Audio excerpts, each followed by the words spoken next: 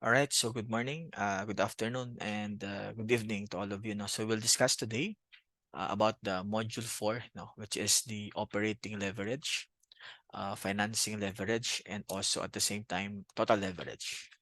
All right, so let me share my screen. All right, so this is all right, so I will use the Jamboard for this. Okay. So today our discussion is more about so what do you mean first of operating leverage? Okay. So please take note, very important is to know the meaning of operating leverage. So okay, so what do you mean of operating leverage? And at the same time, what is also the meaning of uh, financing leverage? But before that, when you say about operating leverage, so basically we measure our operating risk. Okay? So we measure our operating risk. And at the same time, pag sinabi natin operating leverage, we also measure our business risk. Okay. Meaning to say, operating risk is the same as your business risk. So importante yan, that to be able for you to understand now the meaning of your operating leverage. So meaning to say, it is more on your day-to-day operations. It is more on day-to-day operation. Okay. But before that, what is the formula to compute for operating leverage? Please take note. The formula to compute for the operating leverage ay dalawa. So number one, the formula for the OL is uh, CM, okay, divided by our EBIT. Okay. How do we compute again for our CM? We have our sales minus our variable costs. How do we compute for EBIT? Sales minus variable costs minus your fixed costs. Okay. Number two class, the formula also in terms of operating leverage is the change in EBIT, all right, and divided by your change in sales. Yan. So that's also one. Ibig sabihin, in terms of the OL, is that very important here that every change in your sales, there would be corresponding change in terms of EBIT. Later class, so we'll know, how to be or how to compute for this, particularly about your operating leverage and at the same time your OL and FL. Okay. Number two, so number two is all about your financial leverage. So ano bang ibig sabihin ng tinatawag nating financial or financing or financing leverage or financial leverage or financing? Sa ibang libro kasi class, ang tawag ay financing leverage or financial leverage. Okay. Kung ang operating leverage is more on the operating risk and business risk, financial leverage naman is more on, uh, ito naman ay more on, sorry. Okay. It is more on your financial risk. Okay. Class, ano bang ibig sabihin ng ating financial risk? Okay. Class, pag sinabing financial risk, so, importante dito is to know your finance charge or tinatawag nating interest charge. Okay. Ano ba yung financing charge or interest charge? Dalawa yun class. Number one is about your interest expense. How do we compute for interest expense? Yung walang kamatayang interest is equals to PRT. Principal, rate, and time. Diba? And number two is about financial risk is that the formula the other formula, sorry, the other finance charge or interest charge is what you call preferred stock dividends or preference dividends. Okay. Okay. Meaning to say, kasama ang preferred stock dividends. Okay. Pero class, please take note, when you compute for the preferred stock dividends, it should be net of tax. Ano ibig sabihin? The formula here is like this. Preferred dividends divided by 1 minus tax. Why? Because in the preferred stock dividends, we assume that it is already net of tax. That's why, sorry, it should be gross of tax. We compute for the gross of tax. We assume that it is a net of tax. That's why we divide it by 1 minus tax. Okay. What else? What is the formula to compute for financial and financing leverage? Number one, degree of financial leverage. The formula here is EBIT. Ano nga yung EBIT? EBIT here is sales minus variable cost minus fixed cost. And also about EBIT minus our finance charge. What is finance charge? Ito yon, di ba? Ibig sabihin, EBIT minus interest expense minus preferred stock dividends. Or minus, ano yung preferred stock dividend? Sorry, ano yung fixed cost? Minus our interest cost. Okay?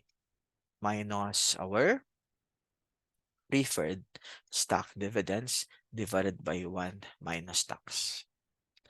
Okay.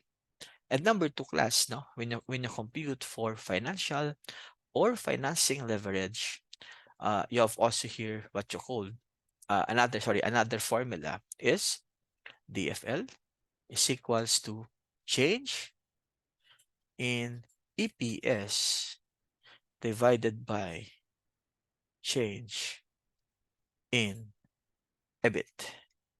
Okay? Change in EPS divided by change in EBIT. Ibig sabihin, if there would be a change in EBIT, there would be corresponding change in your earnings per share. Okay? And that's the formula class ng ating degree of financial leverage. So it is more on financial risk and very important here is to consider your financial and interest charge. Okay. Next one class is all about, okay? So very important also is all about the computation also, also for your total leverage. Okay. Ano naman class ang ibig sabihin ng total leverage? Okay. When you say about total leverage, it is you measure your total risk. Ibig sabihin, that's the combination of business risk plus financing risk or operating risk plus financial risk. Yan ang ibig sabihin ng ating total leverage. Okay. Class, please take note ha. Total leverage sa ibang libro ang tawag ay combined leverage. Okay. Since it is a combined leverage, ang tawag na sabi nila, di ba pag kinombined, we add total, we combine. Pero please take note ha, in the total leverage or the combined leverage, we will not we will not add the risk or the leverage, but we will multiply. Ano yun, sir? Ano yung formula class ng ating total leverage? Degree of combined leverage or degree of total leverage is that operating leverage to be multiplied by financial leverage. Ibig sabihin, we multiply. Wag malito ha. Madaming nakakamali dito, no? Sabi nila, ano to this is a combined leverage. So we will add. No. We will multiply. Okay. So in terms of the degree of combined leverage with the OL to be multiplied by the FL, there also formula number 2. Degree of combined leverage. Ano nga class ang OL? Di ba kanina? The formula here is CM divided by EBIT. Correct? To be multiplied by EBIT divided by EBIT minus finance charge. Tanggalin mo to class, tanggalin mo to class. Ano yung formula number 2? CM divided by EBIT minus finance charge. Number 2 formula. Number three. Number three class is, of course, the degree of combined leverage is equals to, ano yung OL kanina? Change in EBIT divided by change in sales. Okay. To be multiplied by, ano nga yung FL kanina class? Change in EPS divided by change in EBIT. Okay? Tanggalin mo to class, tanggalin mo to class. Ano yung formula ng DCL? Or degree of combined leverage? Change in EPS divided by change in sales. Please take note of this formula. Again, total leverage is your total risk. It is the combination of business risk and or you measures business risk and financial risk. And the formula again of the DCL is operating leverage to be multiplied by financial leverage. Okay, but in terms of the DCL, in terms of the OLCM divided by EBIT to be multiplied by EBIT minus FC. Tanggalin mo yung EBIT. So the formula for the degree of combined leverage is CM divided by EBIT minus finance charge. Please take note of this formula. So ito na yung formula. Okay? And also, ganun din sa number 3, the formula here is change in EPS divided by change in sales. Okay, so that's the important things now that you need to focus or you need to discuss about operating leverage, financing leverage, and your total leverage. So usually class, yung questions sa board exam ay nandyan lang naman umiikot, no? With the formula. Okay? Again, you have your, kanina, we discussed about your operating leverage. The formula here is OL to be is equals to the CM divided by EBIT. Okay? Then number 2 is OL is change in EBIT divided by change in sales. Okay? Number 2 formula is about financial leverage or financing leverage. You have your financial risk. Okay? Meaning to say you have your fixed or fixed charges and interest charges wherein you will consider interest expense and also you will consider the preferred stock dividends. Okay?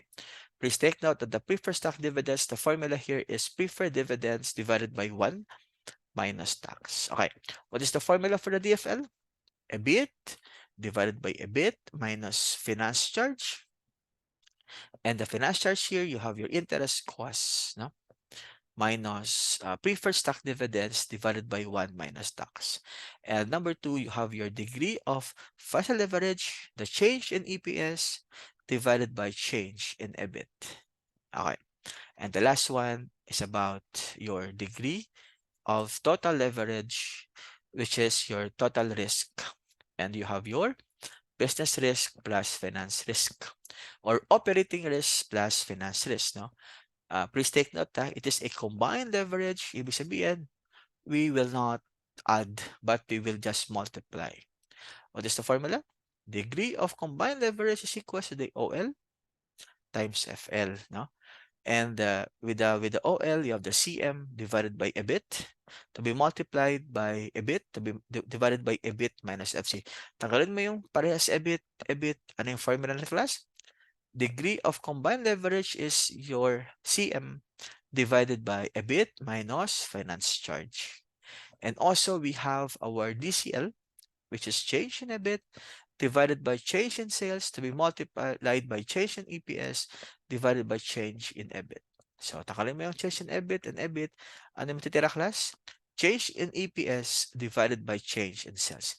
Please take note of this formula kasi class, ang sabi nila in the board exam ay dyan lang naman umiikot daw no, ang question in the CPA. So again, thank you and see you all. Bye-bye.